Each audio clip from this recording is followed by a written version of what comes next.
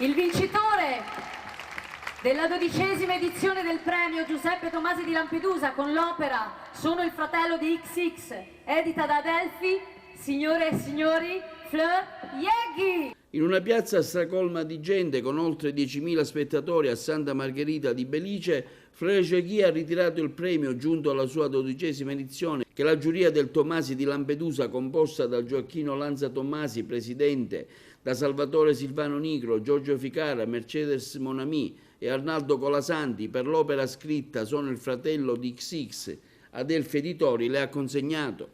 La Fleury ha dimostrato di ben conoscere il romanzo di Giuseppe Tomasi di Lampedusa, considerandolo come uno dei suoi punti di riferimento letterari. Lei ha parlato durante la presentazione della grande attenzione che ha avuto per il Gattopardo e nel quale ha detto di aver apprezzato molto quell'espressione della Sicilia. Cosa le è piaciuto e cosa le piace del Gattopardo e della Sicilia? Beh, la Sicilia mi piace moltissimo.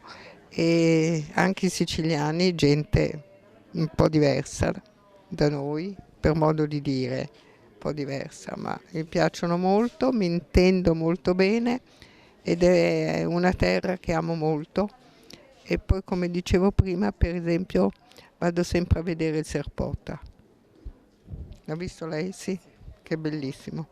E poi c'è una vegetazione meravigliosa, a Palermo è stupenda la vegetazione.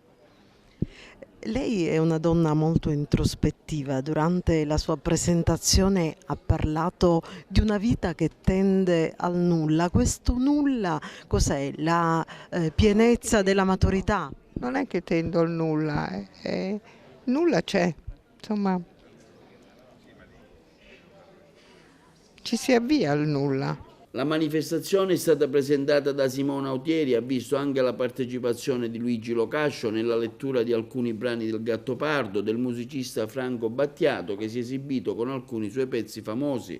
A inizio della manifestazione è premiato anche l'alunno Emanuele Russo della scuola media di Menfi che ha vinto la seconda edizione didattica L'Officina del Racconto per il suo breve componimento Il mio capitano. A consegnare il premio Gioacchino Lanza Tommasi e il sindaco di Santa Margherita del Belice, Francesco Valenti. Siamo arrivati alla 12ª edizione di questo premio letterario, il Tomasi di Lampedusa. Quest'anno abbiamo avuto anche il riconoscimento dell'alto patrocinio del Ministero dei Beni Culturali, proprio a testimonianza del lavoro fatto. E allora questa città, Santa Margherita di Belice, è una città che sempre di più vuole rafforzare questo legame con questo grande della letteratura mondiale, con Giuseppe Tomasi di Lampedusa, e cerchiamo di promuovere questa cittadina appunto attraverso la cultura e attraverso le cose belle che abbiamo. Noi ci crediamo tanto, abbiamo avuto l'onore, il piacere di avere qua a Santa Margherita le firme più importanti della letteratura mondiale in questi 12 anni.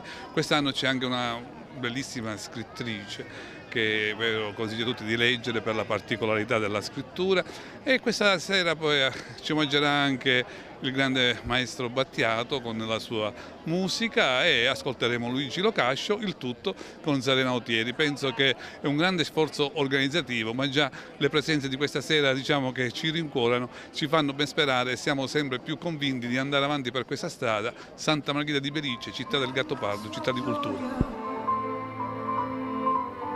Poi si ricongiunge, sia lode, lode all'inviolato, lode